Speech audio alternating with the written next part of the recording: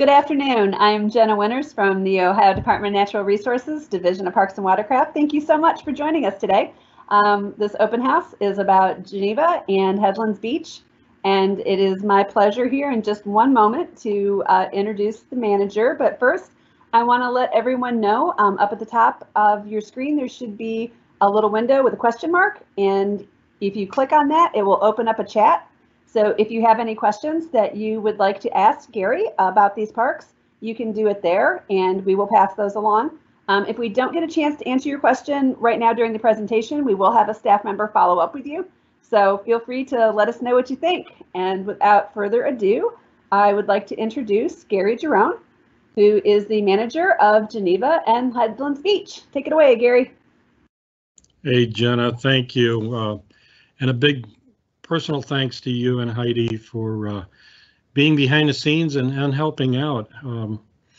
This new technology, isn't it great? I'm hoping that you get a good feel for who we are, what we do, what the park's all about. So I thank you very much. I welcome you. And it's been a surreal kind of year, hasn't it? I think I hope everybody's well. I think we saw the importance of parks and all of this pandemic. I think we see a light at the end of the tunnel. It's been a pretty active year in the park field, and I want to show you about these two lakefront parks. I think they're pretty valuable pieces of property, and I think they're pretty special places. Two very, very different parks. So let's take a look. We'll start with Geneva first, and then we'll move on to Headlands Beach. And of course, we'll have plenty of time for questions, and we'll give you our best answers. So here we go.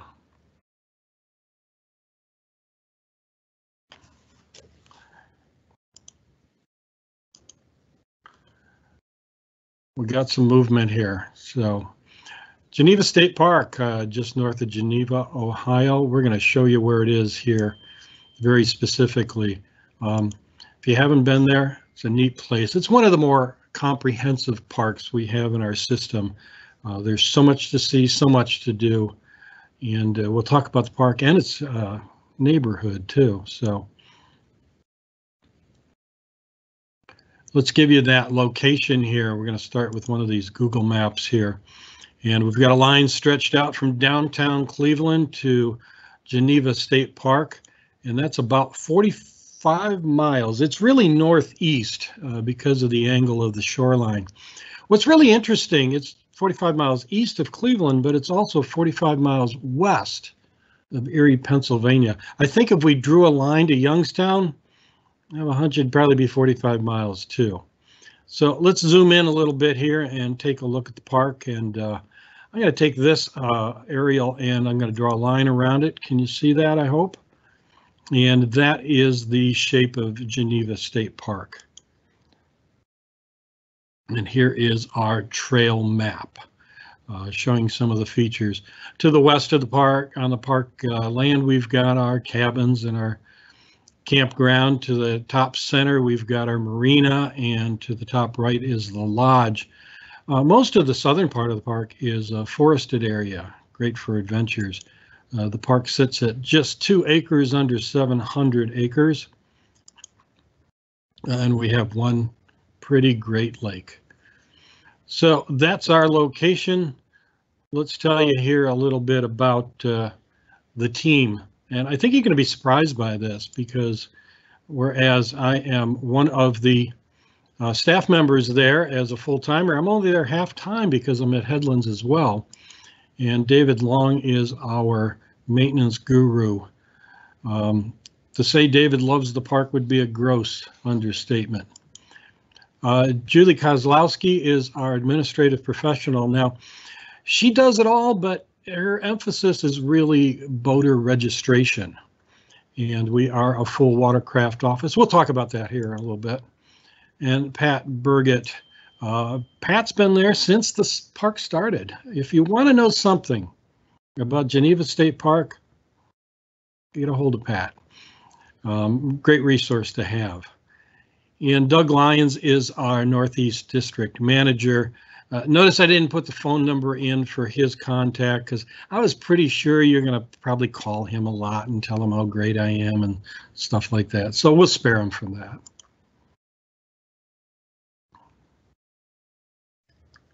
So you got to ask, what is there to do at Geneva State Park? And I'll say, hold on to your chair because we've got lots to do. And come and stay with us. It's a 24/7 park. We've got our campground. We've got our cabins. And if you want to try something like plying the water in a kayak on Cowles Creek, you can do that. If that's not your speed, maybe try it on one of those giant swans. Those are from the lodge rentals. Maybe you want to hone your skill as an archer at our archery range, and maybe you want to take that skill and try out some hunting. Geneva State Park's one of the few that actually allows hunting on park land in season. It's about mid-November through February. Maybe you just want to hit the trail, and maybe if you hit the trail, you might discover our secret gnome garden. This started out pretty simple, and every year park visitors seem to add more and more. It's a pretty neat thing. Maybe instead of gnomes, you're going to look for wildlife. Here we have a beautiful inquisitive mink. Maybe you don't want to do mammals. Maybe you want to do birds. It's number 5 on the Lake Erie birding trail. Maybe you don't want to do animals. You want to do plants. Great place for spring wildflowers. And we are a forested area on the Lake Plains, so the trees are spectacular. Beautiful fall color. Maybe another part of science, maybe you want to do a little bit on lake effect. This is kind of a different kind of lake effect. When you think of that, you think of snowfall. Well, what about a giant, this is a massive water spout way out on the horizon. I got to watch this one for about 20 minutes till it dissipated. Since you're on the beach, maybe you want to just take it easy. And we got a beautiful beach at Geneva State Park. It's hard to talk about any of our parks without talking about the attractions, kind of our neighbors. And Geneva is really tied into its neighborhood.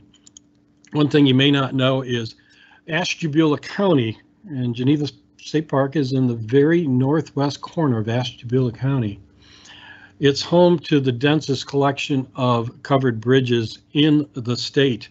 There are 19 covered bridges in the area, including the country's longest covered bridge and its shortest covered bridge. I think the shortest is like 16 feet. It's also Ohio's wine country. There are currently 32 wineries, and that number is growing in the vicinity of Geneva State Park.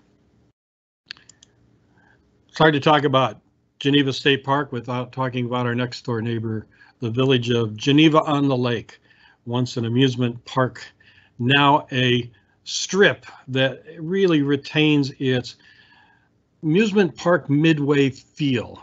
So many iconic places there like Mary's Kitchen and Madsen's Donuts, and of course Eddie's Grill.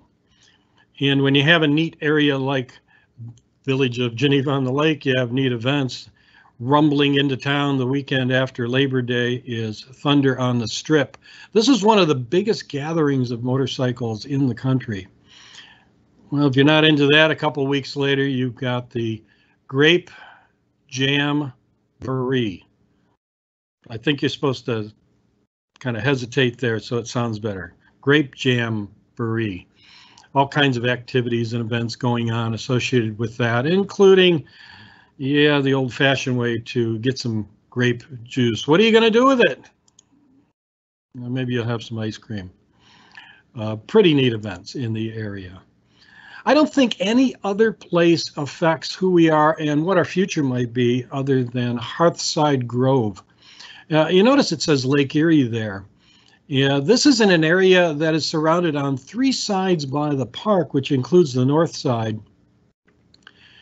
That means they don't have lakefront, but we do. So everything we have is something they will want to use.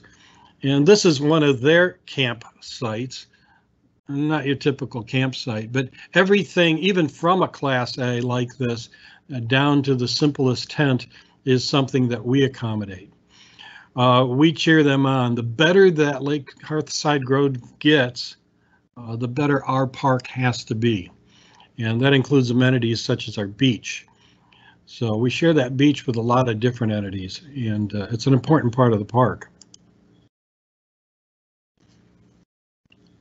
So let's talk about the lodge, and the lodge is set up a little differently at Geneva State Park than the other state park lodges.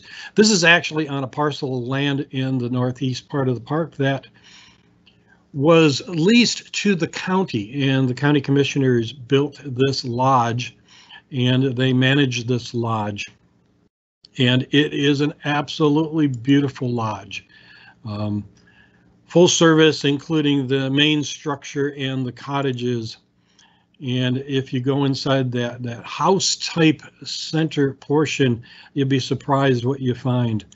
The terrace dining area and the indoor pools, outdoor pools, and connection to our trails. And they even have zip lines, the Lake Erie canopy tours. Part of our park. It's pretty neat. And also there's the Geneva Marina, which is something the state built as part of the park, and it is outsourced, a Regency hotel management faction.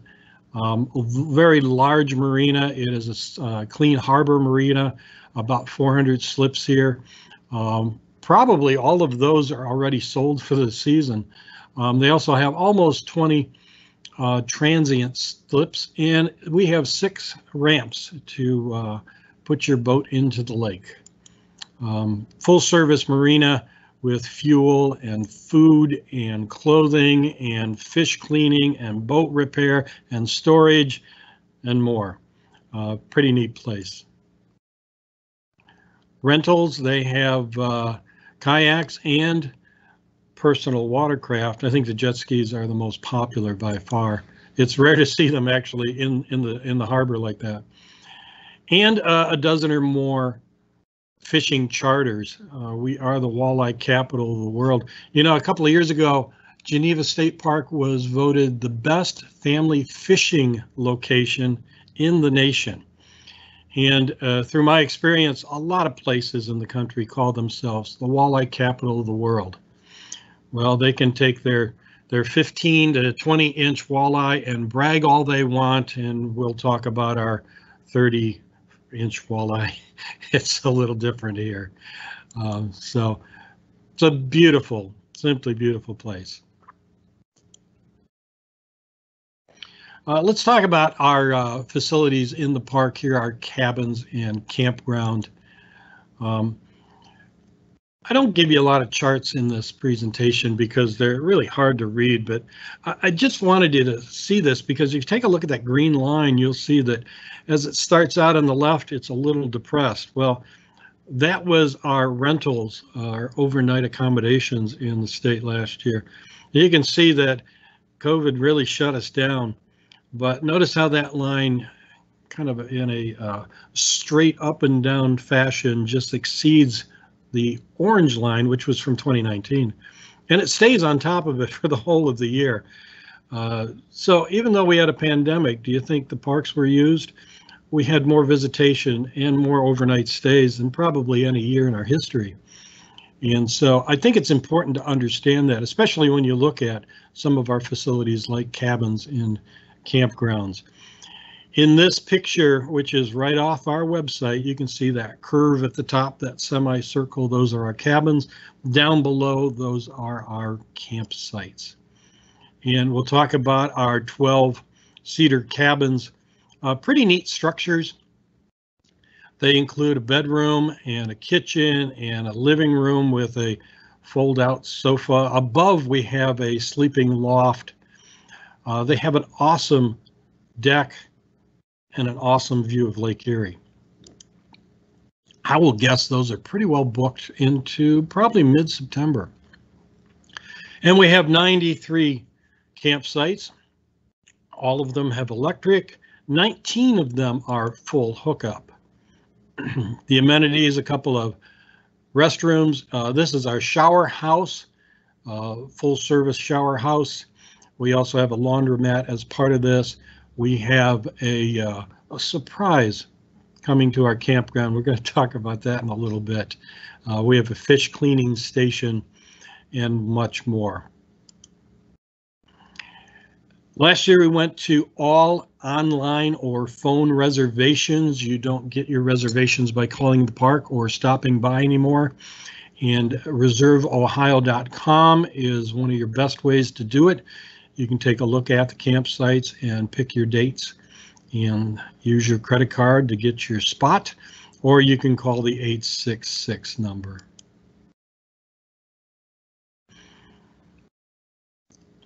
And Geneva State Park has a full-service watercraft office.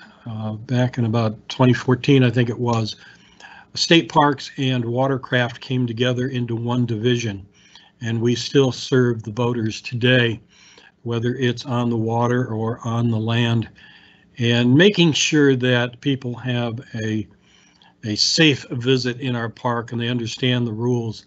And in talking to the officers, you'll find they're there to help. Another outreach of theirs is the educational programming that they do. But probably more important than anything at this watercraft office, we offer boat registrations. And so make sure you stop by and get your stickers. I know that I've got the one on the bottom, which is the one that lasts 3 years, and I don't have to put those OH numbers on my boat. And it's very convenient that way. So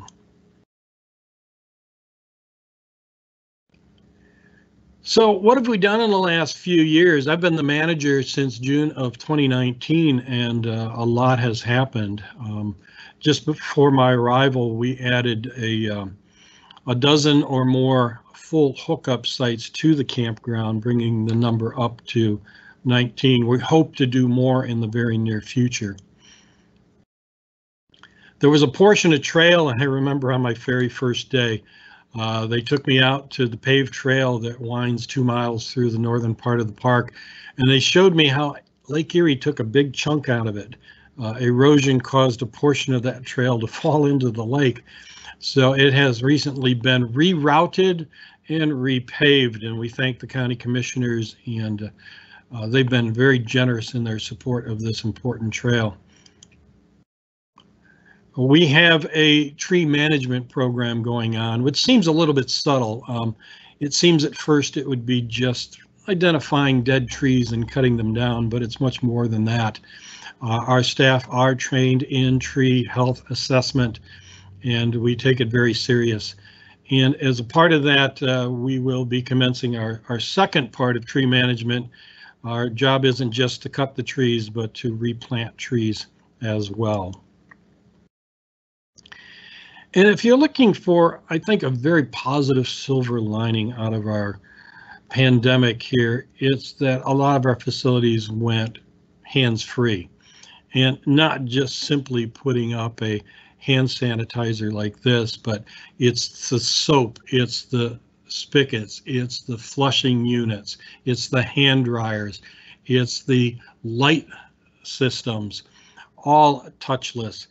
We even went so far in our shower house at the campground that we put in ceiling tile that's actually a polyvinyl chloride material, so we can power wash it and sanitize it. So for the health of our visitors and really the appearance of our facilities, touchless environment is something we've created in this past year. So what's coming up in the future here? Well, I said there was a surprise coming at the campground, and this is it. I just got confirmation that this playground will rise up out of the ground on April 5th. It'll take a few days to get it done, and then we have to add the mulch and so forth. But this will be a new portion of our campground at Geneva State Park, and it's a very exciting structure. I think everybody will look forward to that. And this one is kind of different. This here designates where our current park office is. what we're going to do, we're going to take a lot of the emphasis of this office and transfer it over to our camp office. And in order to do this, we'll have to do signage and so forth. I'll talk about that in a second. But just so you understand in the future here, how we're going to emphasize these two facilities. So watercraft and administrative assignments will be part of the old park office, and the new park office then will be the camp office, and it'll serve as the camp and park office. It'll also serve as the camp store. And so in order to do that, we have to allow our visitors to weave through the park with the knowledge of where to go and what to do. So we will be doing a new signage program.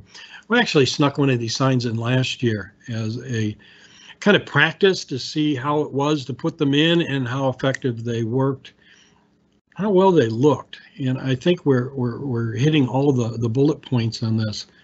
So you'll see a lot of new signage in the parks this year.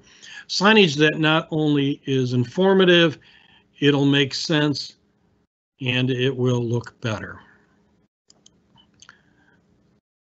We recently won a grant with the help of the Nature Conservancy, and so we will be attacking Phragmites as an alien invasive species at a couple of wetland sites near our marina.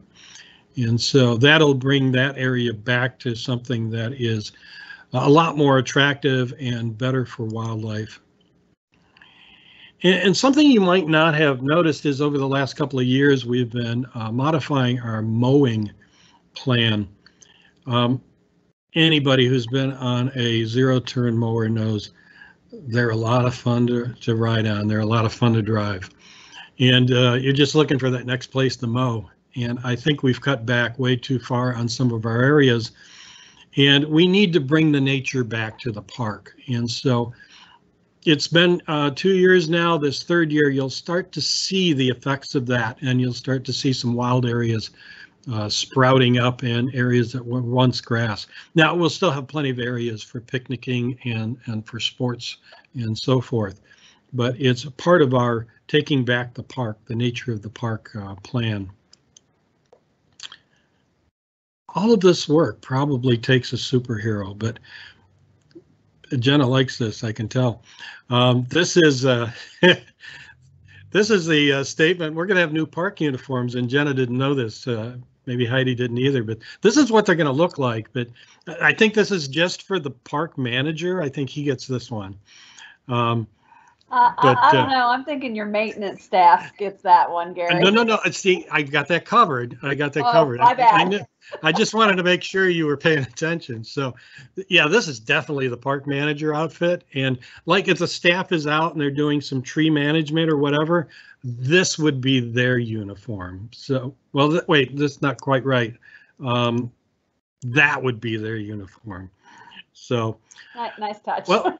Well, suffice it to say that we will be getting new uniforms, and I don't know what they're going to be like. I don't know the pieces, parts. I can only hope they look like this, but I'm sure they won't. But we all know how important it is to be able to identify park staff. And we're here to help. We're here to take care of the parks. We're here to take care of you. So be looking for that as well. I think that's an important part of where we're going with our work in places like Geneva State Park. So a lot to do at this park, isn't there? So here is our logo, and here is my contact information. If you got questions beyond this presentation, please feel free to get a hold of me. Thank you.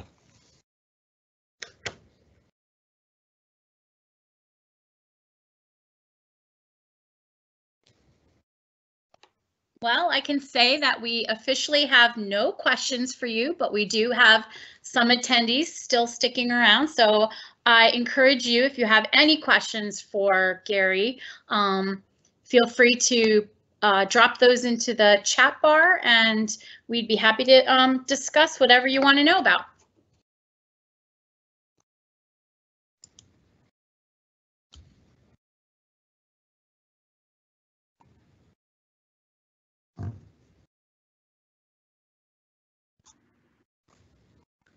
Doesn't look like anybody's biting right now. So Heidi, what was that question you were going to ask me? Well, actually, I don't know how many of the new projects you talked about, but I do know that the state as a whole, we have many state parks with new capital improvement projects coming up over the course of the next year, and didn't know if Geneva or Headlands were on that list. So yeah, we even have some considerations on the list yet to be published, and we're hoping the one comes to fruition because it's incredibly exciting for Geneva State Park. So yeah, we'll have to wait until it's the right time to announce that one, but it's going to be Okay, well, we'll all be in suspense. Yeah, we'll leave you hanging. Your next open house. You're right. See you at the ribbon cutting. There you go.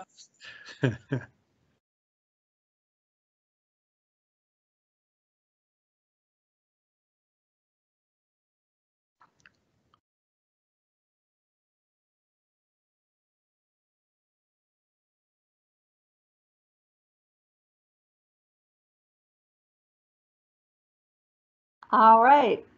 We want to talk about Headlands now, Gary? Yeah, I'll make sure I leave a few gaps in this one so we get a few questions. Or maybe I'll give some erroneous information and people will say, well, I would like to correct that. We got a blue screen up there? We do not yet, no. Do you see a blue screen? I am still seeing the orange. Okay. Your last PowerPoint. Let's try something here. What does this do? Remember when we used to do live presentations? I remember once I had a slide tray. It had too many slides in it, so I took some slides out to shorten it, and I went to do the program. I took all the slides that I took out instead of the slides I wanted. Oh, no. Best program I ever did.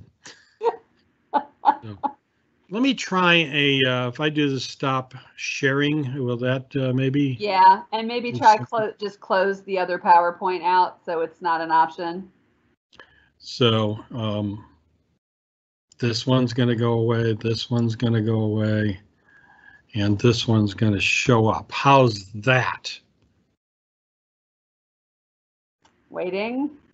Absolutely perfect. Look at that. Can you see that? I cannot, unfortunately. I'm going to ask Keith. Are you on the line here, Keith? Can you see that? No, not yet, but I'm like 15 seconds behind. There's a 15-second delay in the other room.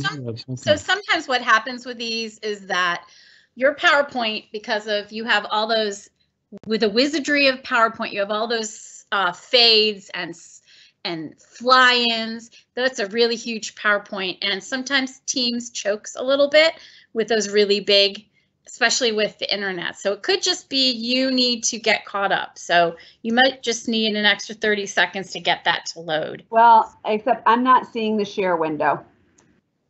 Ah, you're right. Let me see what I need to do here. We're getting somewhere. I know we are. I would say I do a little soft shoe in the interim, but I really can't dance. How about now? Unfortunately, no. Gary, if you would like to move the PowerPoint either into a Teams file or into SharePoint, I can go get it if you want to start talking to the folks about the park. I can enjoy the PowerPoint that way. I'll see it. Let me. That would allow me to share it. So I've got the share tray here. I'm going to try this one time. So I'm going to click this share. And there's a bunch of windows open here. I probably should get rid of some of these. I don't know. That might help. Won't hurt at any rate. Some of them are you though. I don't want to get rid of you. Let me get rid of this. Maybe that'll help. Get rid of this.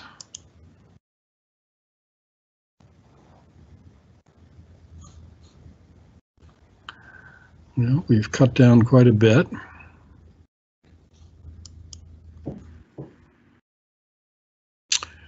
Would you like me to exit and come back in, maybe? Why don't we try that? Let's try that.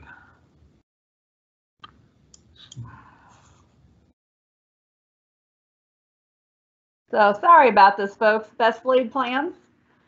We will give Gary just 1 second. Sometimes if we go out of the program and come back in, it'll kick things back up again. So we will give him just a second to see if he can get it. Because, I mean, like you just saw, does this man do beautiful PowerPoints or what? Great presentation. Love all the animations he was doing. You can tell that he really loves his job and he put a lot of time into this. So let's just give him a second and we will be right back with you. Be a great time to run and, you know, grab yourself a glass of water or a snack. So we'll see you in a minute.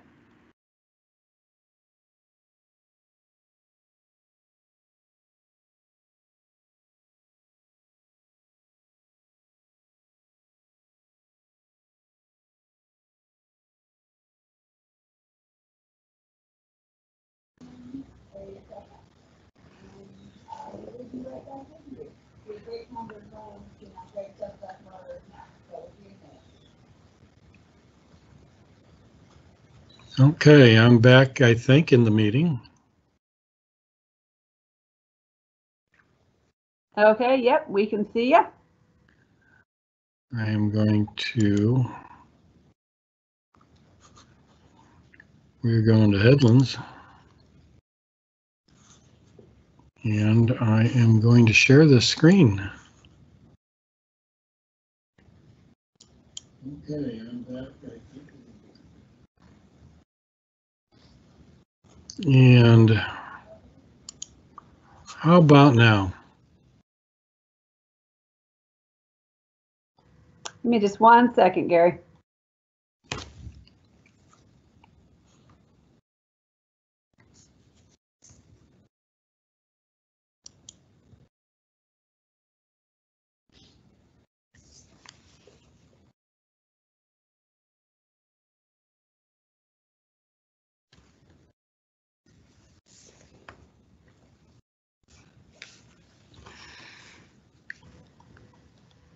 Well, we'll add a little bit of discussion here.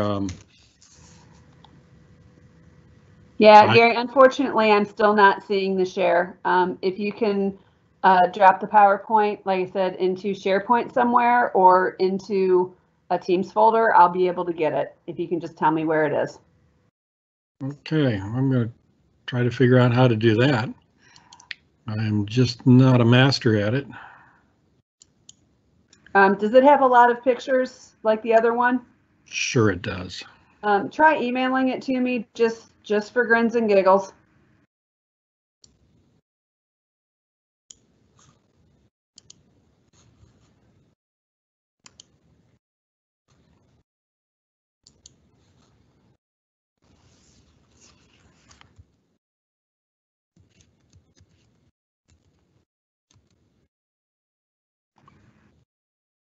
Probably gonna be too Gary, big. it looks like we got it now. Excellent. So you need to switch to the PowerPoint. Yep. All right. Thanks for sticking with us, folks. How's that? There we go. Up Yes. and running. Take it away. Thank you, everybody. I can't tell you how perfectly this worked when we practiced an hour or so ago. Flawless. So let's head off to Headlands Beach State Park. I do get lost sometimes when I'm driving between the parks. So Headlands Beach State Park is a place that I took over in September of 2019. And like Geneva, let's take a look at where it's at. So about 35 miles to the northeast of downtown Cleveland. And We'll zoom in here a little bit. State Route 44, which is also called Heisley Road, heads north from Route 2 and runs right into the park. And here we're a little bit closer. You can see Heisley Road, Headlands Beach State Park, large mile-long, that's wrong, but you can also see Headlands Dune State Nature Preserve. And at the bottom, just left of center, you see Shipman Pond. I'll be talking about those areas too. So here's an aerial. Now we can see the Grand River well. We can see Headlands Dune State Nature Preserve as a wooded area. Headlands Beach State Park, you can get a glimpse of that beach a little bit there, and you can see the striping below it. Those are our parking lots. We can fit almost 3,000 cars in the park. And you can see the Shipman Pond area again, a little bit left. What's pretty amazing about this park is that a breakwall was built started in 1827 to help protect the mouth of the Grand River. And since that was built, sand has been caught. The natural movement of sand to the east along the shoreline was caught. And basically, all of the park is from that accumulation of sand. Now, if you go about 2,000 feet below that sand, you'll find salt. From our history, geological history of being a shallow inland sea, that salt was deposited, and just below the center of the image there, you'll see the Morton Salt location, and they do mine about 2,000 feet below our park. Pretty neat area. Here's our trail map that you'll find on our website. Now we're tilted a little bit. North is a little bit to the northeast on this, but you get a feel for the boundaries of the park and where the parking lots are and a few of the amenities. So let's take a look at the team. And again, like Geneva, you're going to find there's not many. There's me, and I'm half-time, as I am also over at Geneva State Park. And our maintenance guru here, Keith Breschke, is here, and he does it all. And believe me, by all, I mean many days he's the only one here. It's pretty incredible. Doug Lyons being our Northeast District manager. And even though they're not part of the team yet, I thought it was fair to put the Friends of Headlands Beach State Park here. And I put the designation of coming soon. You know, we've had friends, volunteers supporting the park for years and years, and now is the time to kind of bring that together into something cohesive, something official. And so this Friends of Headlands Beach State Park will be a true 501c3 nonprofit. It will have a board, and it will support the park mostly by providing volunteer assistance, expertise in that way, and financial assistance. If you're interested in becoming a member of the Friends of Headlands Beach State Park, take note of my contact information here and give me a holler. I would like to line you up with that group.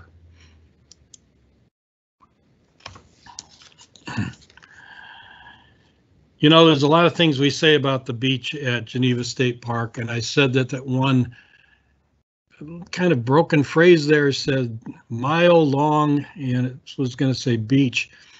Our beach is not actually a mile long. It's only about 4,000 feet. If you take into account the beach at Headlands Dunes State Nature Preserve, we push almost 6,000 feet. So in that way, we are over a mile, but that's two different entities.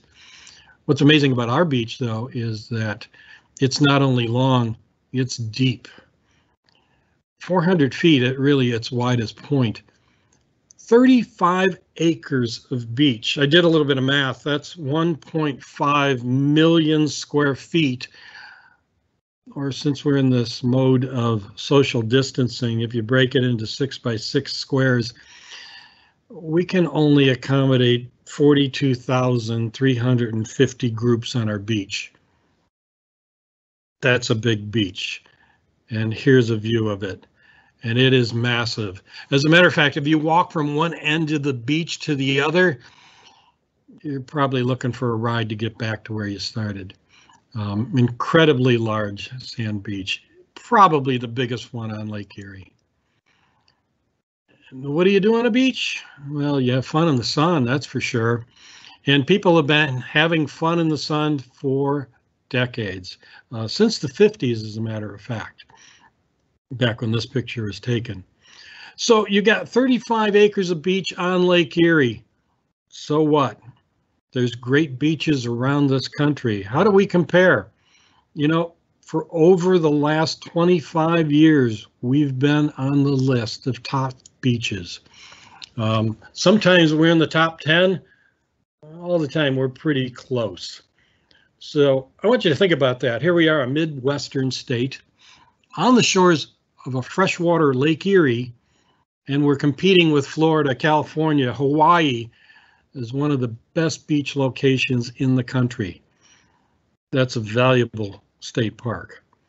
But what else can you do at Geneva State Park? Kite boarding is one of the activities that's so popular. It's funny because on probably the worst days, you'll see the most kite boarders. It's amazing watching them. And we have all kinds of special events. This is the pretty famous City of Mentors Beach Fest. It's been on hiatus a couple of years because of various things, including the pandemic. How big is it? They bring in professional sand sculptors as a part of this event. Isn't that an amazing piece? And the area is scenically beautiful. This is a picture I took last spring. Looks like the Oregon coast. I want you to take a look at the driftwood there. You know, if we have an open lake like we did the previous 2 winters, we get a lot of deliveries. We basically blame it on Canada, but the driftwood comes in by Memorial Day. This will be all cleaned off. As a matter of fact, I've confirmed a meeting tomorrow where we'll take a look at our plan to clear our beach.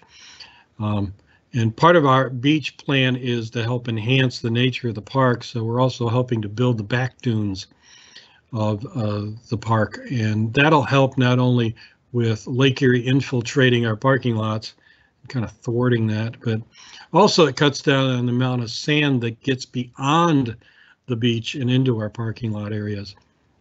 So we're letting nature do what it wants, and we're doing it in such a way that it enhances the park. So, and some of the simplest things you can do, the angle of Headlands Beach and the location of the summer setting sun are almost in perfect opposition. It's amazing how far out in the lake the summer sun sets. And it's something that we should celebrate because I don't care about Key West or Hawaii or other places. There's nothing like a Lake Erie sunset.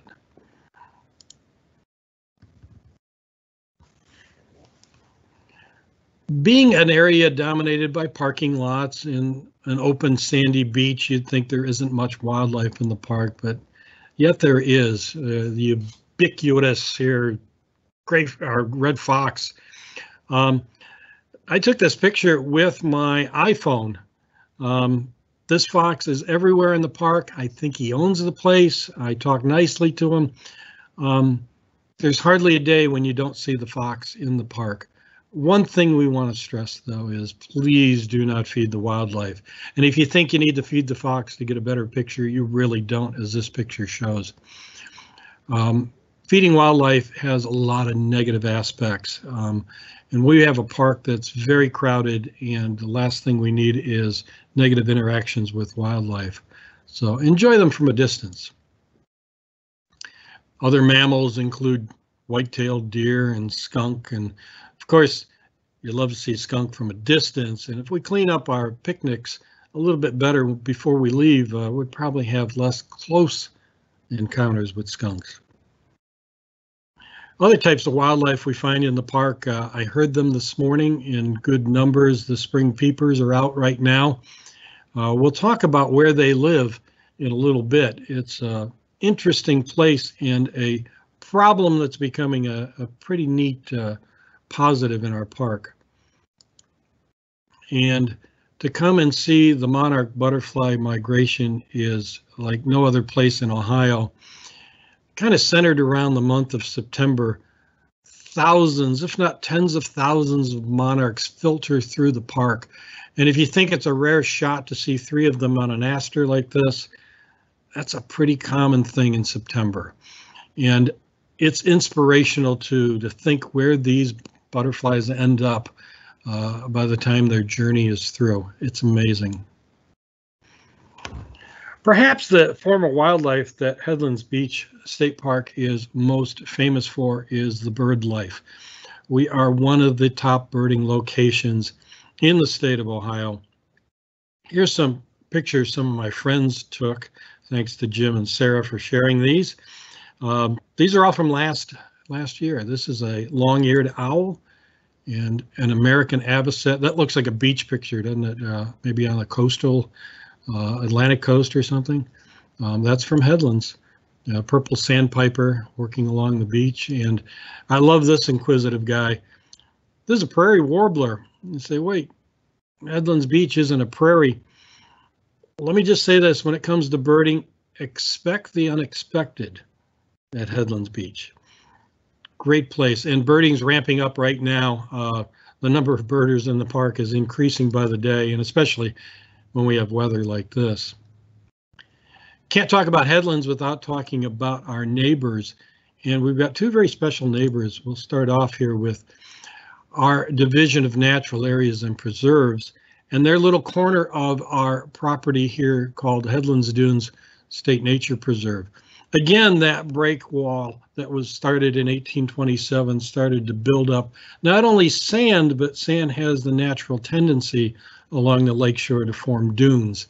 This is one of the most spectacular examples of dune formation in the state of Ohio, and it's a pretty special area. A few years ago, they built a boardwalk that not only allowed access to the dunes, but also protected the environment. Unfortunately, it also allowed for a stream of coolers to head to the beach. Now, their beach is much different than our beach, even though we're adjacent. We clean up our beach and we grade it out and we comb it, and they do not. Their beach is natural.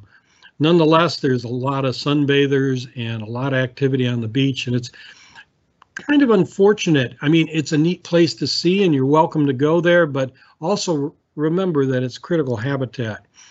And probably the poster child of that is this tiny little sparrow-sized bird, the piping plover. Critically endangered, and we have the perfect habitat at Headlands Dunes to accommodate the nesting of this bird.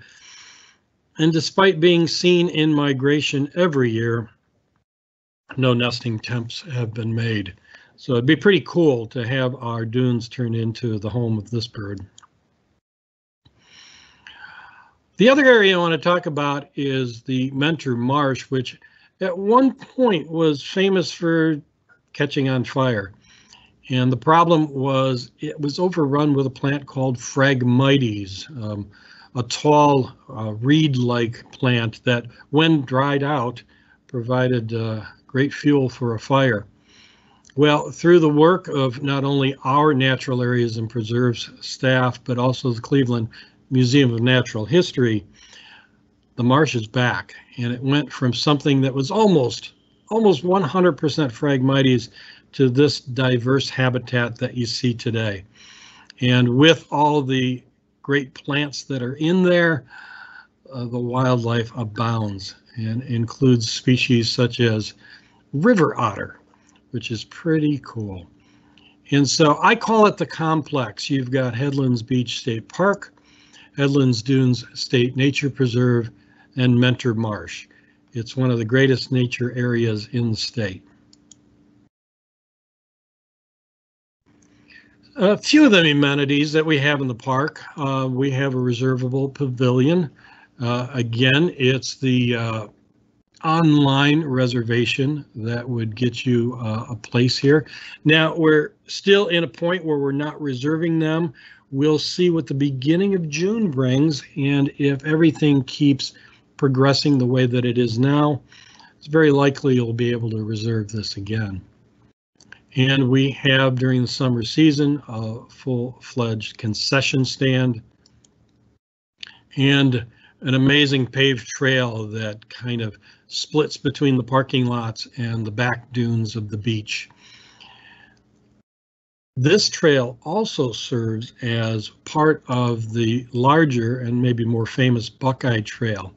As a matter of fact, the Buckeye Trail's northern terminus is in the park. So follow those blue blazes and head up north, and you'll end up at Headlands Beach State Park.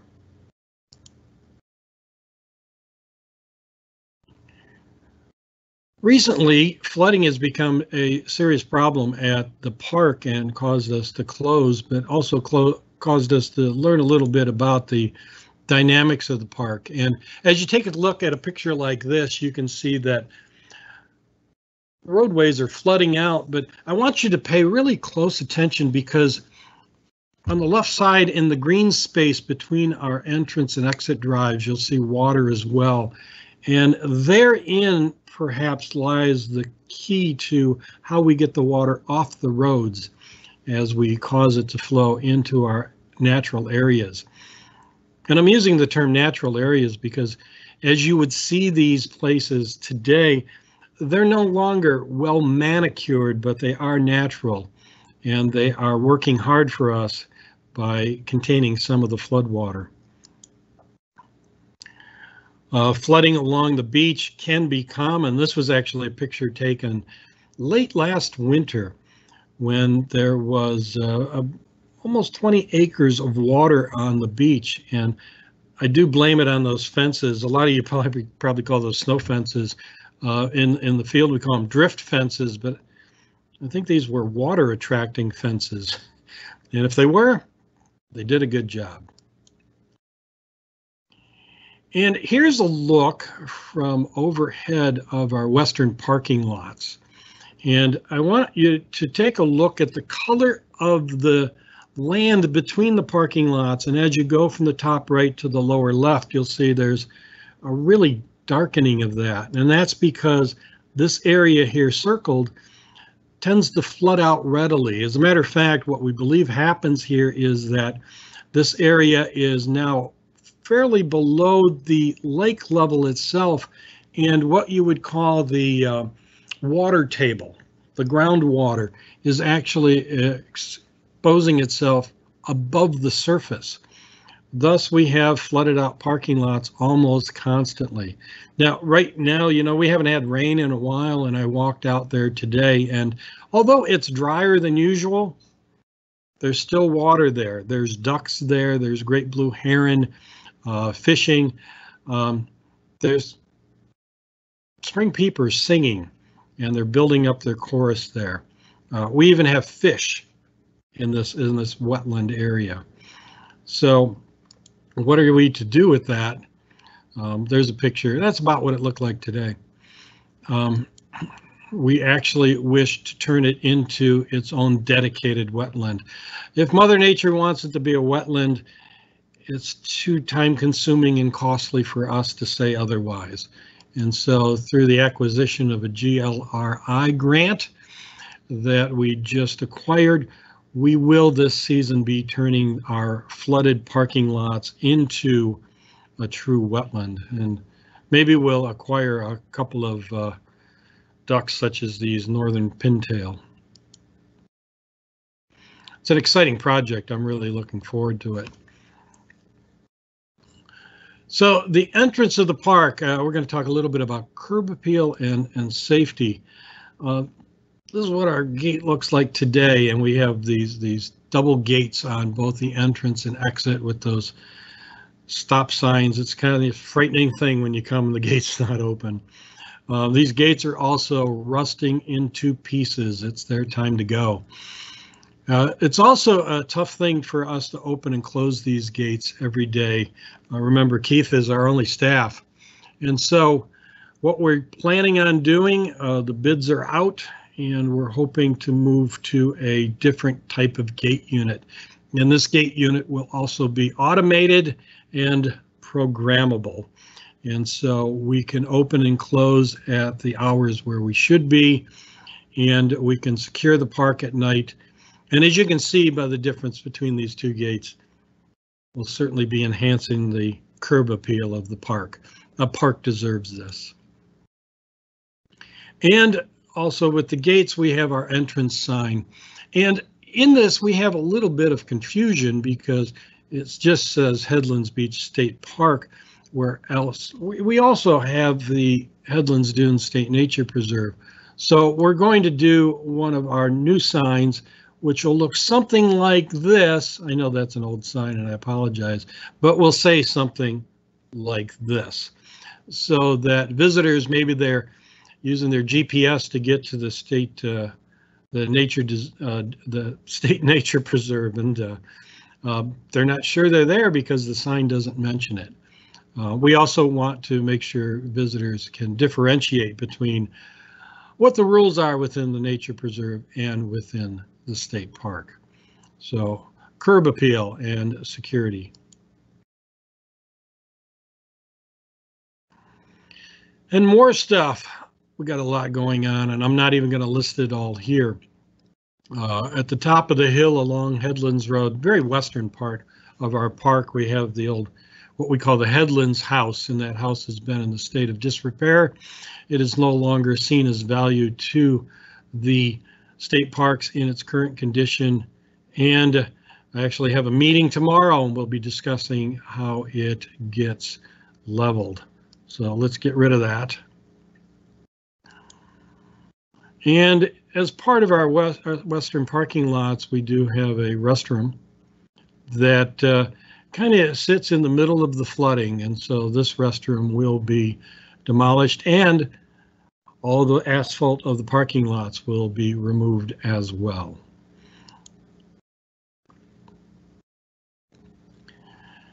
And signage. This is the type of signage that greets you when you get past the gate now. It looks like it was put in the 1970s. It's old, it's very unattractive, it's a little bit confusing with arrows going in all different directions. The signs don't even match color. And so what we're going to be doing is a mixture of reducing the signs, making them make sense, and making them look good. And if you notice from the previous PowerPoint at Geneva, this is the same sign style that we had there. All of our state parks should look like children of the same parents. We're all the same, and so these obviously will not be the signs we'll put in, but this gives you a feel for what they will look like. We've all already acquired the materials to put in our first set of signs, so be looking for that.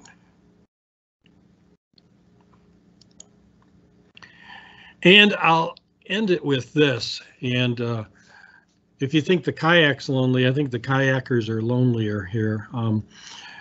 We need more to do on our beach. We need more beach activities. We do have a volleyball net. We should have more volleyball nets. We should have kayak rentals. We should have kite flying rentals or kite demonstrations. These are all common activities that take place on our beach, and it's something we should embrace and kind of direct and steer into the future. So I would love to hear your good ideas, and I'd like to have you see how we transform our sunbathing beach into a beach full of activities. Remember, we're one of the best beaches in the country. We want to make sure we have the activities that represent that as well. So that's a little bit about Headlands Beach, where we've been, what we're doing, and where we're going. So once again, there's my contact information. And so we'll give you a few moments here to write that down if you'd like. Please get a hold of me. Let me know if you have questions beyond this PowerPoint and what you think. And Heidi and Jenna will steer us away from here in just a moment. Thank you. Thanks, Gary. I know You wrapped up right at 5 o'clock, which was great. But if anyone has any questions, I encourage you to use the chat box. Type in your questions. We'll stick around for a few minutes. Thanks again.